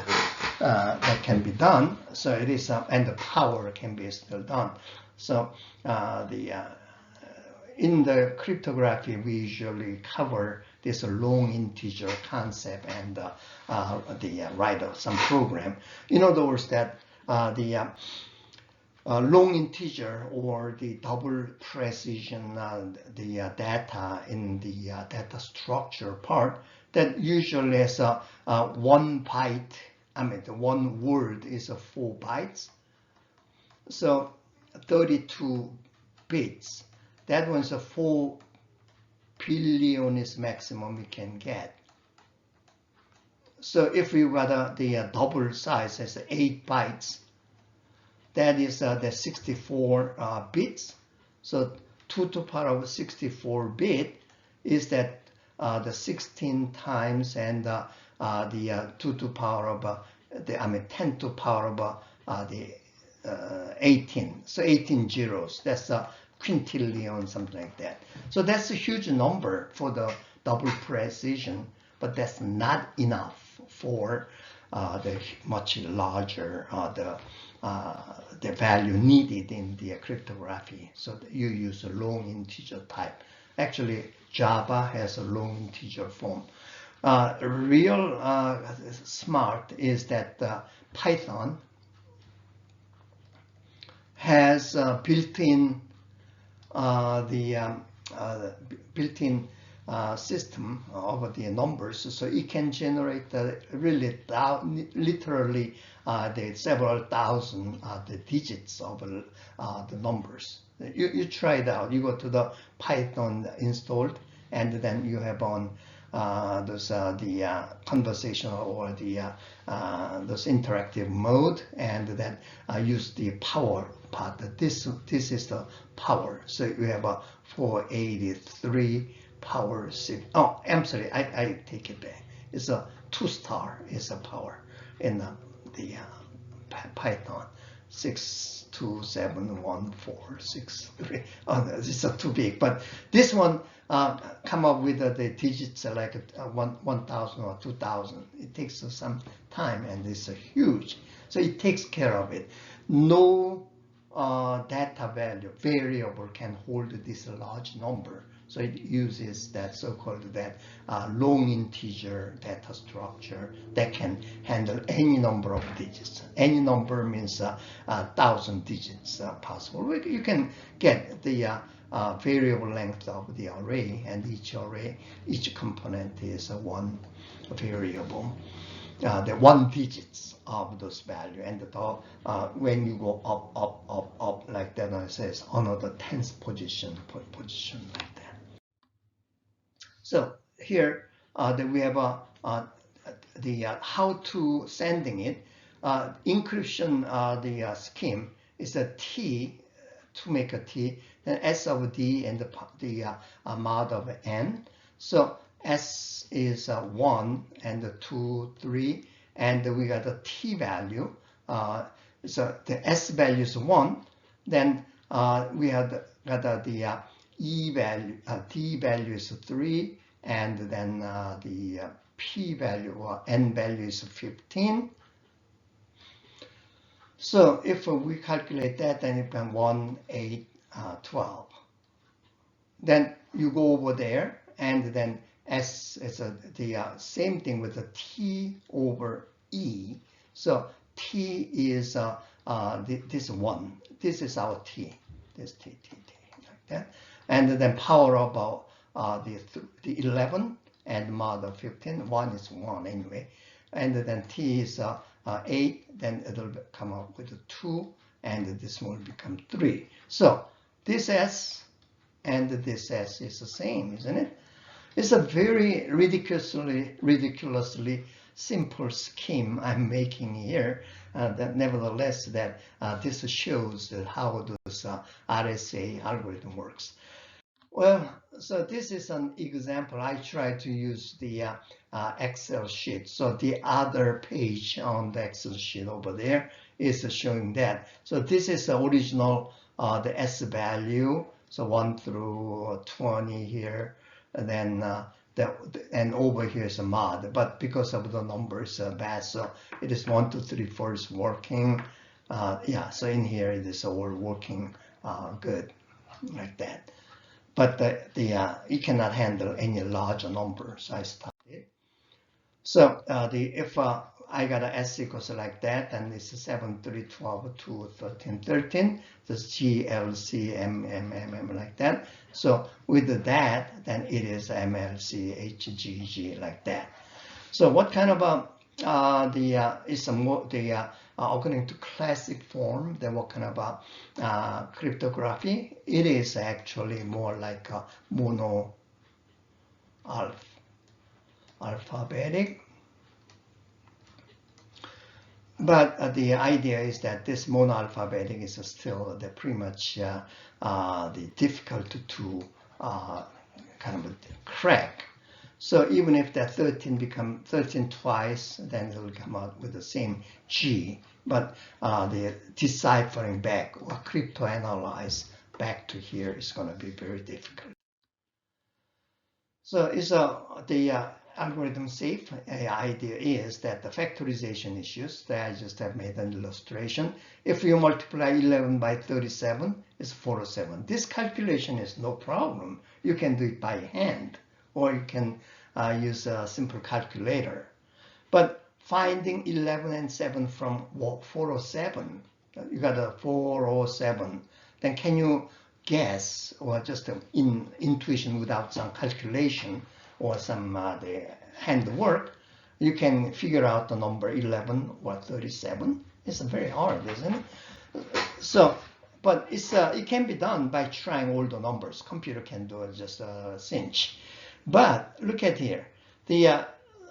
I just made a funny number here, and the little longer number. Then in here, 367, like that one.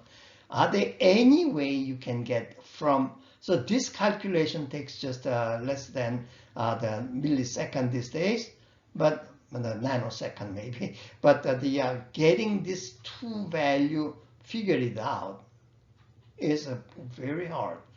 You say, oh, don't we know the public key, so it may work? No, they are scrambled inside. So it's you have to separate it out, and from there you find it out. That takes quite a bit of time. So from here, that going back is very difficult. That we call trapdoor. So trapdoor again is the kind of door have a spring loaded in here, so you can push. Maybe it's a better draw this way. So there's a little hole here, and then there's a door, and there's a spring in here, so you can push in. So it's relatively easy. The little dog or your hand can go up.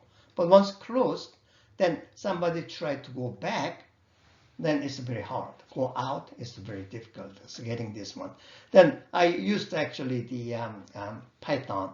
So this some fictitious number and another fictitious number here.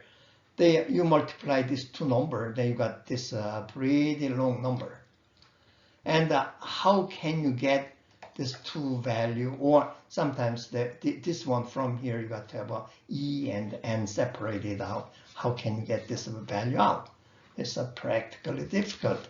So it's a doable, but a very long time. So it's practically impossible. That's the idea. But is there anything wrong with RSA? Well, RSA seems to be all the answer to the whole world issues in cryptography. But so the belief is that factoring is very difficult and never been proved. It's no mathematical proof of this one, but experience-wise that there's no report of RSA being ever being the factored out or the answers compromised. But the prime numbers, trying to use the prime number, then we got to have a very large prime number, like several hundred digits. So that's too big. So the amount of research currently devoted to factoring algorithm, there are many factoring algorithms that can be. But anyhow, key size gets too big. But more importantly, the quantum computing will make RSA obsolete overnight. So from previous one, I cannot go back in this recording, but here that this is a Shor's algorithm that can be used for the cracking it. I have no time, so I'll just pass it. So what it is that the number of bits is 1024 or 2048 or 496. That's a IBM Research Center, the simulation, and they tried it. So in 2006, that any key of RSA system with the 1024 bits of length takes 10 to the power of 5. That is 100,000 years. That's a long time, 100,000 years to solve it. If you double the size, then 5 times, then 10 to 15th power. So 15 zeros, that's a lot. That's a quintillion, something like that. So it's that number of years, not just the seconds, not just the hours. It is years. And the 4096 is a power of 29 years. So 3 and 0, 0, 0, 0, 0, 0, 0, 0, 0, 0, 29. 29, I'm sorry, 29 years. It takes forever, that means. Then expects in 1924, it's not yet here, then in they are expected with the advent of a better computer and faster the calculation, it may take 38 years. Much better than 100 years. But any system that can be cracked only after 38 years, that's useless. Then the 48 is a 10 to the power 12. That's a trillion years. And then this one is 25. That's a lot. Then in 42, we hope that people hope that things are, including the quantum computer, still is 3 days. Or this one is the 10 to the power of 8. That one is the billion years, almost a billion years. And then this one is much longer. That's a quintillion years. So in normal algorithm, that factoring is not that easy. But using quantum computer and the Shor's algorithm, it can be the number of bits 1024, and the qubit is 5,000 qubits, like that. Then and then whole number of gates. So this is a quantum computer that I didn't explain. This 1024 bits, the thing, well, it used to be 100,000 years, will be 44 minutes. And this one took the quintillion years, so many zeros, is now 36 minutes and over 4.8 hours. It's a pretty long, but this is a long, short enough to be used for the practical purpose. So people said, "Oh wow, we got a problem. We're gonna be everything will be solved and dissolved in here." So the quantum cryptography is that here's a senders sending light sources and sending bits 0 1 0 1 0 0 1 like that one. So E's got is dropping, but still she has different filter. There's a filter, and that the Alice or the sender has the filter, and the Bob has filter, and there's a BB84 algorithms. That's what it is. I didn't have those diagram because I didn't mean to explain it. Maybe when we get a time that I'll just explain more detail. But the filter has this X diagonal filter or plus filter. So when you are sending, quantum computer will generate a lot of photons. So you can generate billions of those. And then depending on what kind of this, it's a fluctuating with a wave. That's what the quantum is. So it's a fluctuating like that. So it may be they are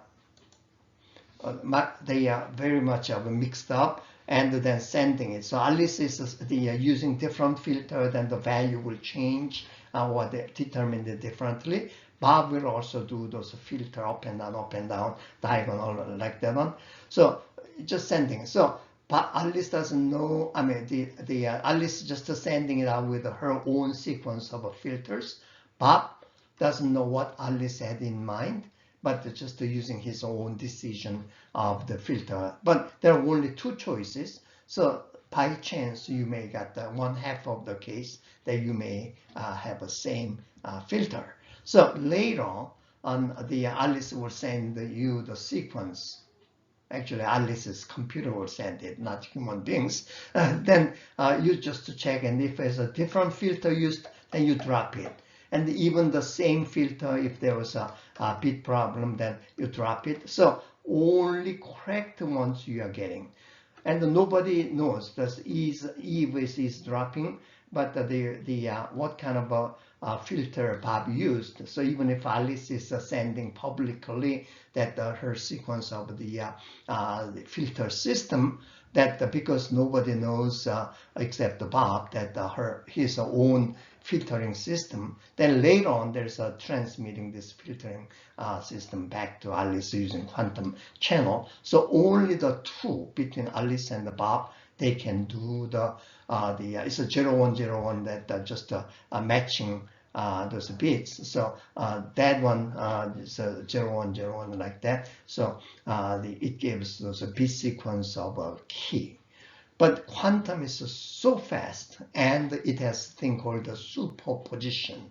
So meaning that it has not just a bit, but it's a qubit. Qubit means a quantum bit. So in here, the superposition means that the bit has only 0 or 1, isn't it? So we know that in a given moment, that one bit has a value of 1 or 0, nothing else. By the way, in qubit, that they give this kind of notation is the bracket. So if we have a function f like that, so what kind of a function you are using for the generation? Then it's f here, this notation, and then x here. So this one is, the bracket. So this is a bra, first one, bra notation. This one is cat notation. So this is a state of that quantum bit at the moment.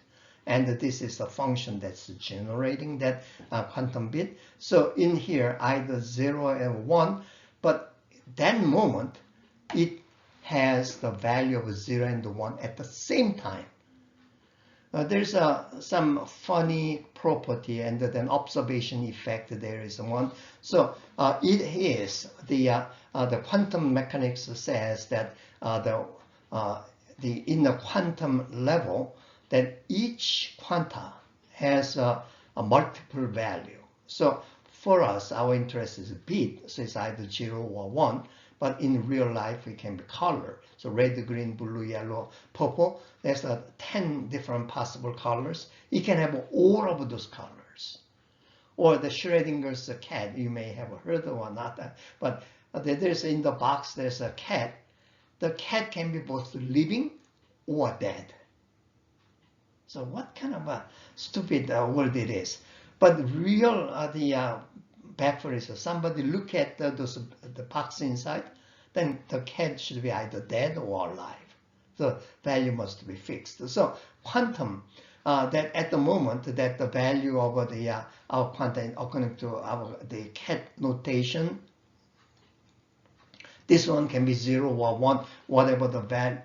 Not go back. X is 0 and 1 at the same time, and depending on the setting of x value, that actually I can have a chance of 0 is 10% and 1 is 90%, or chance of 0 is 50% and 1 is 50%. That's most fair. Or 0 is 60% and 1 is 40%. Things like that. It can be changed, adjusted.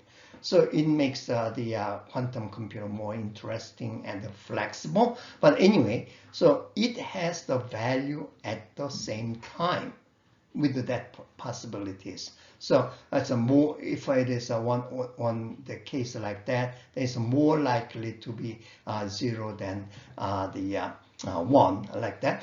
So anyway, those values. So that's generating so many bits at a given time, and the other side receive it with a different filter and get those right kind of a sequence accepted it, and that way that this can be safely sending out the key value. So key distribution is taken care of.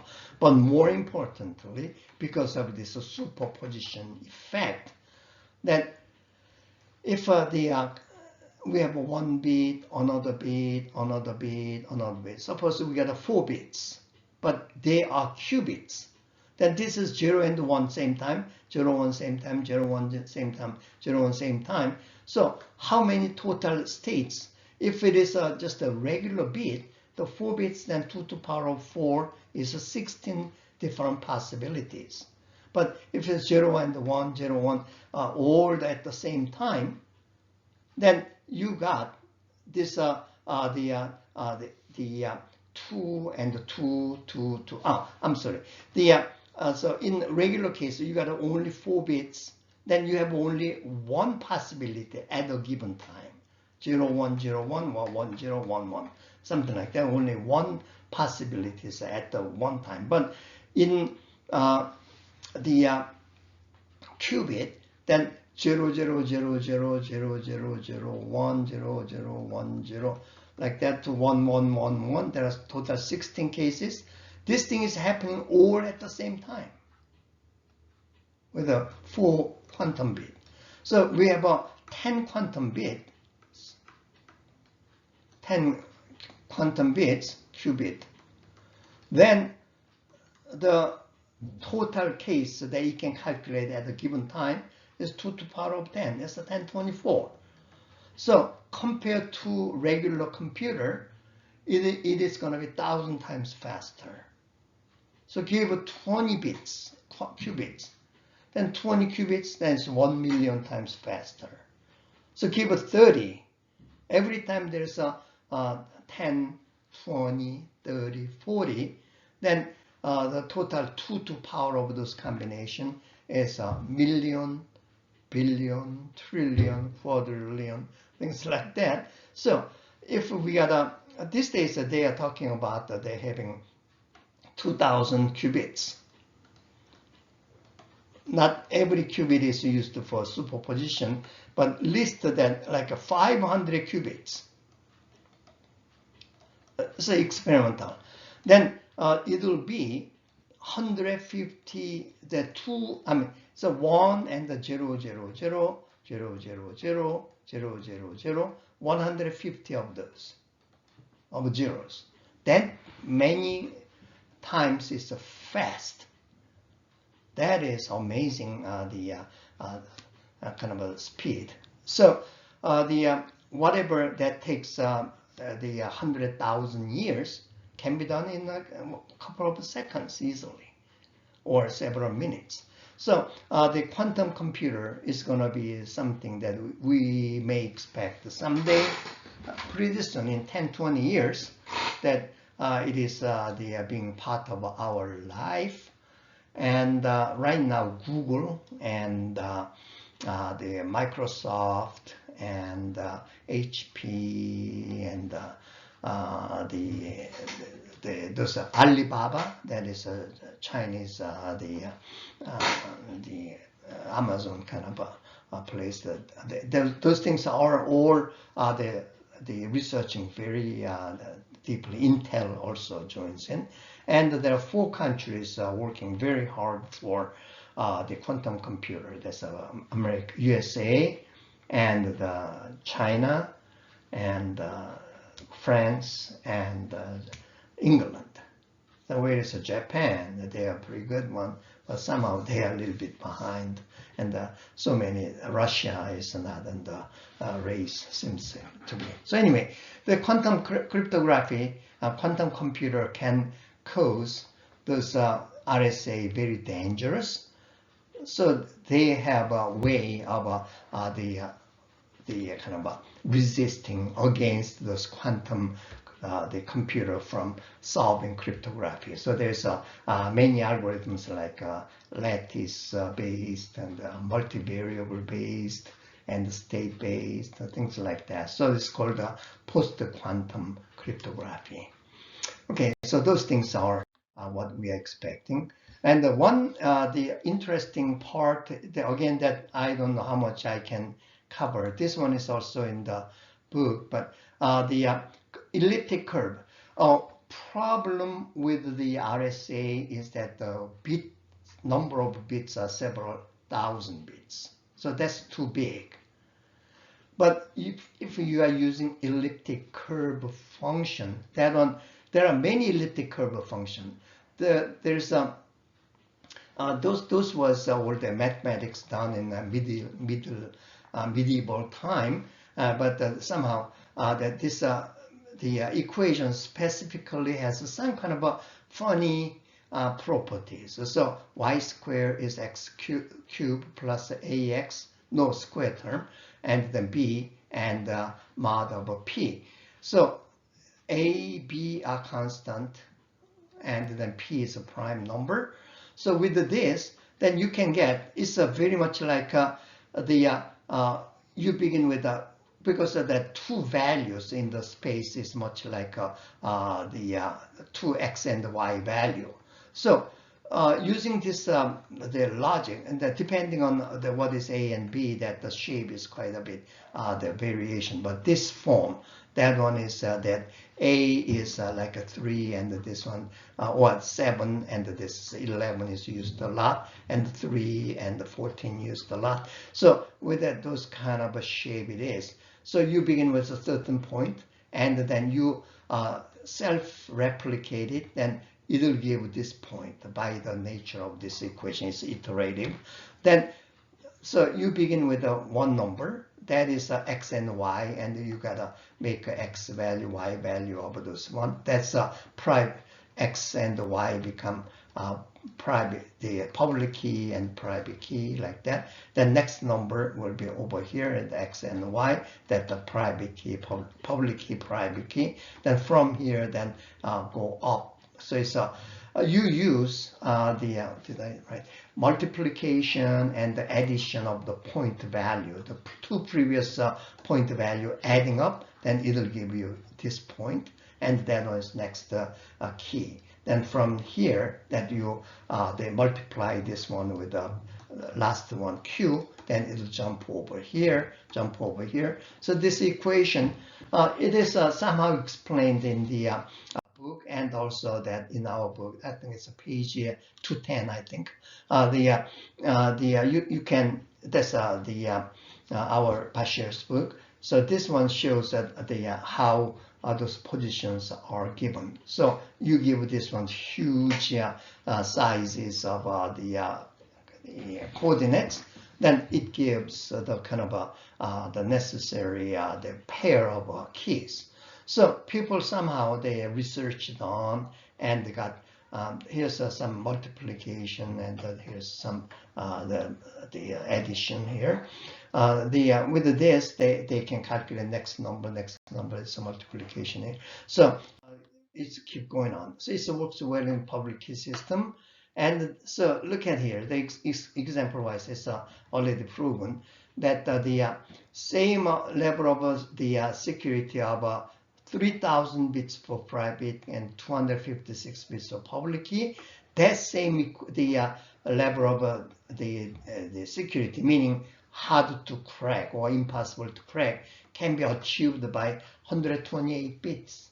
So much safe. So if you want to shrink the size of those private and the public key, in other words, that if your key size is too long, so you want to make it smaller, shorter, then you can use ECC. So that's used very popular. So at least that in many of blockchain, they are using ECC because it's faster to calculate and less data for private and public key. So, for example, the ECC system with 112 bits have 17 months by cluster of 300 computers in 2010.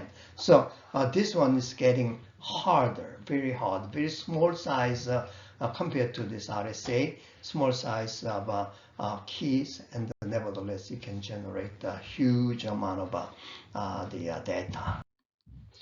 And these are the examples of the implementations of the elliptic curve cryptography.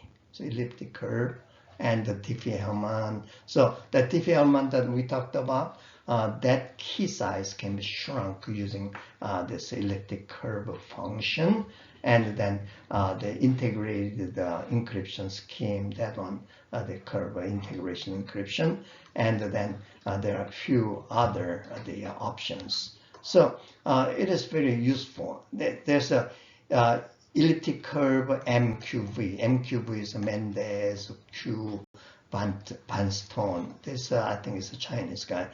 So with that key algorithms. So there are many of those things. So this one I just did the one more, the little more mathematical terms. And So this are all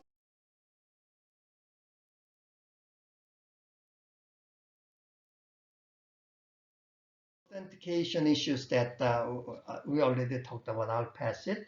PGP, just briefly talking about PGP, is a pretty good the cryptographic the privacy. I'm sorry, is that here that you generate a random key and then use that random value as a kind of a key value to encrypt those data. Use a random value. Then encrypt those key value. Then you create this random number into encrypted the value using the public key. Receiver's public key. Remember that when we are doing that one, then I want to send this on to John Smith. Then he or she has those private key and the public key like that. So using receiver's public key, then I'm creating RSA algorithm and this key. And the data itself is encoded using, it's more like a polyalphabetic the shift. So here, so you have a data that is encoded, locked, and then those keys are locked, and send it over, encrypt the whole message. So that's sent over. Then first of all, that he got this key. The key is actually private key of the public key encoded by the here.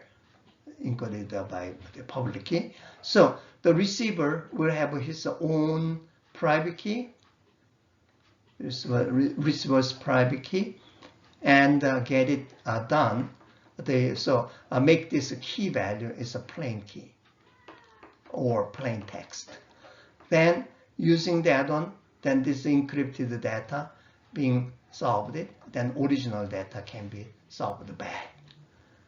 That's a pretty interesting way, isn't it? So what it is that, go back, the whole system that I'm going to send, Alice is sending some message to Bob. In the case, then here's original data text you have created. Then inside the program, it is generating some random sequences for the shift, polyalphabetic shift. So that, and then encrypt data based on that key. Then now that key itself is encrypted using receiver's private key. I'm sorry, public key. So this is an encrypted key. So you are sending, append this on the top. Actually, it's a prefix. So main data and this encrypted keys, sending it over. Then must obtain the key value. That key is done by encryption key, the private key of that person, and then using that key, then to solve it. So suppose that you are sending an email for 100 people. Then what do you do? That means that the same key, the message is all the same, but those private key, public key that this original key, the key to encode the message, that will be encoded. That key itself is encoded using, say, first person. There are 100 people that I send the same bulk message, the first person, and then there's the key is coming. So this one is common, because this is one value being generated, so it's always common. But whatever attached as the key portion is different depending on whom you are sending. So depending on who are receiving, those part of key part is using my private, the public key, and my friend's public key, and the third person's public key. So all different, those part, but this part is all common. So it's sent it over. So over there, then you are solving or obtaining the original key from there, and end up just getting this message, the original key, and then this one is common to everybody, so you solve it. So by here, around in here, that this value will be common to everybody. That is actual key generated in the beginning over here. So this is a concept of one-time pad. I told you many times that one-time pad is a generating random number for polyalphabetic shifting, and don't use it again. So one message uses one random sequence. Another message will use the random number sequence. So people cannot just guess what is that random number. So that's very safe. So PGP Studio software, and then X05 is the standard for public key infrastructure and the privileged management infrastructures. And so it handles that, how to handle that. But in Linux, that OpenSSL command has this the 509 standard. So actually, when you are trying out some of the examples in the book, then you will see that's a 509 as one of those parameters. So it's key management. That's what we'll see. Okay. And the other two key systems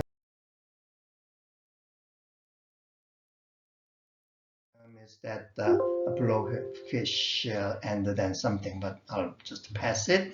And the hashing algorithm, we already talked about it, using hash as a kind of the authentication.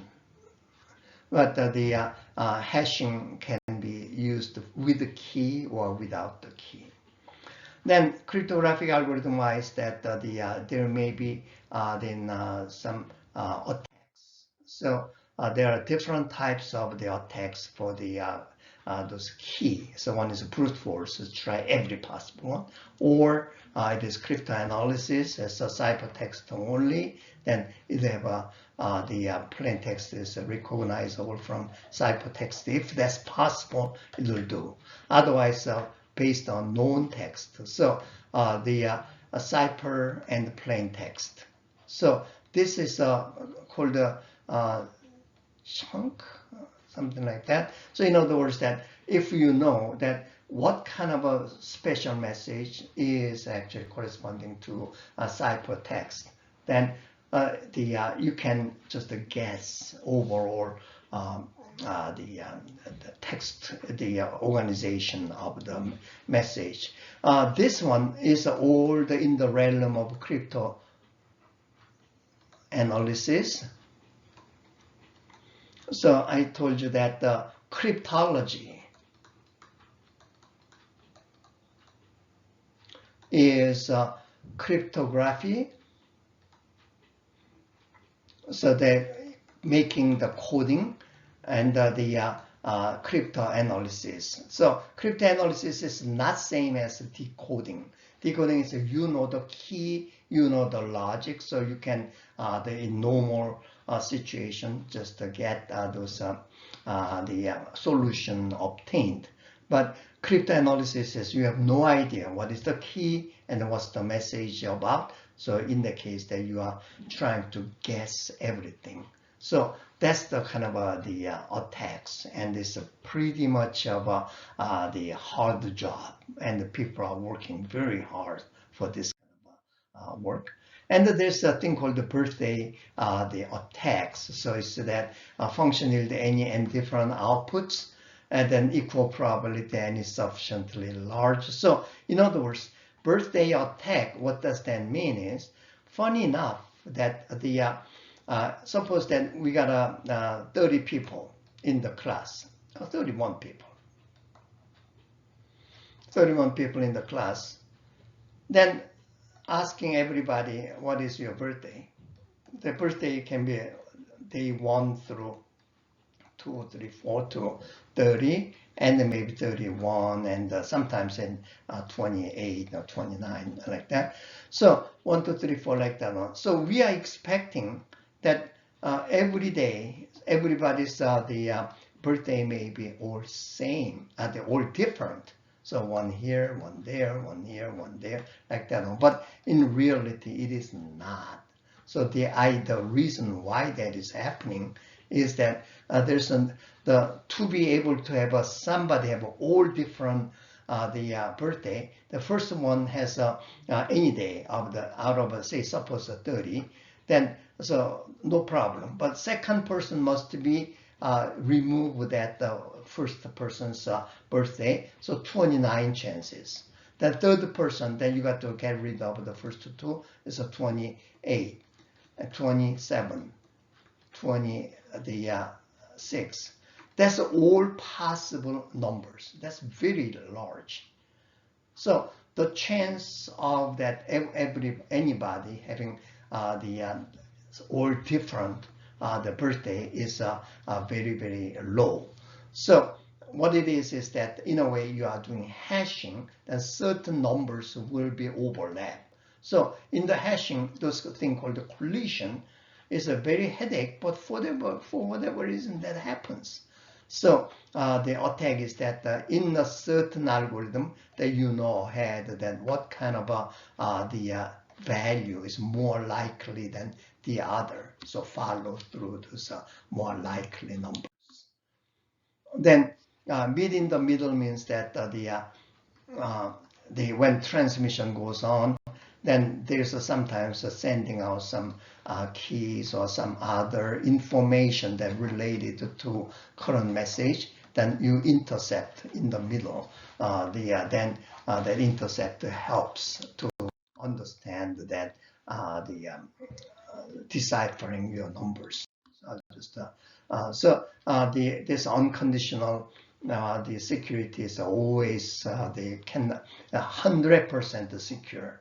That is unconditional. Then computational security means that it's almost impossible to crack it. So what we are doing in cryptography is a computational the security, and probable security is maybe, so probability, and ad hoc is we don't have much of a good logic of that this is correct.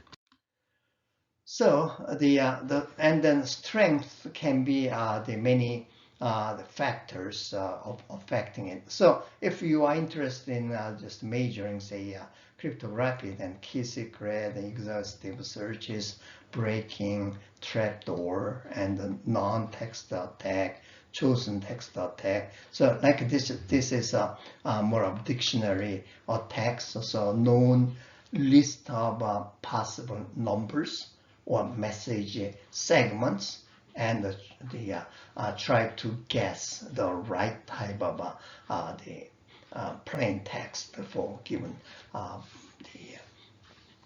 ciphertext.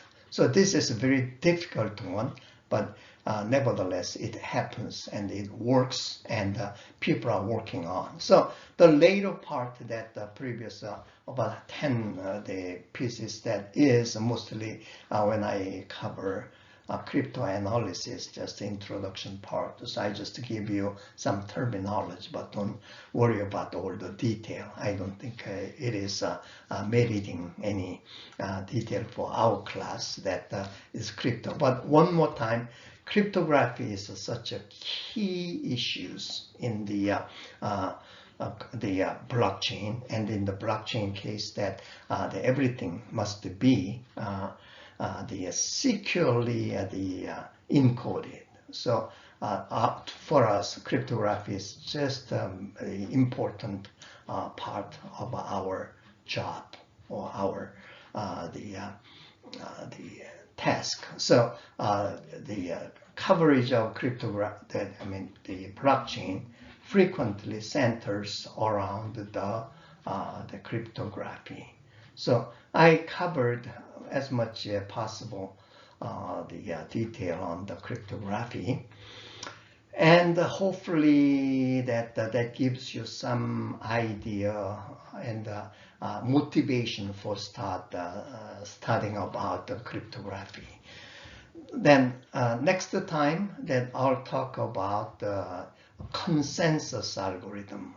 that is very important. Like a Byzantine general problems and the zero knowledge algorithm, the proof, those things are actually based on, used for the this consensus. So how people doing the consensus. So blockchain is there's no central government that will holding or guaranteeing anything.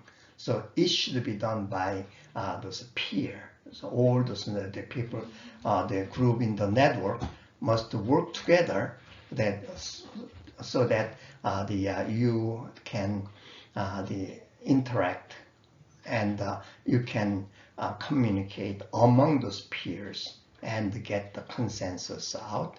And there's a guarantee that no one or two person, the bad guy, will give a bad impact or bad results for the system. Okay, so we'll do that that's chapter 5 of consensus algorithms of the Bashir's. So we'll look at that, and then there are some remaining subjects that we'll cover. Okay, so I know that this is a recording, and I tried to speak as lively as possible, but hopefully that you'll gain the knowledge of this public key system. That is very important. You will be given a YouTube link for this class, and also the original form or original PowerPoint in the Hope portal. So it is a good idea that while you are listening, that you also looking at those the PowerPoints to make sure what it is that we are talking about. And some part we can skip, but anyway, this was the whole subjects. Okay, so thank you for your attention, and see you the first week of May. Okay, bye.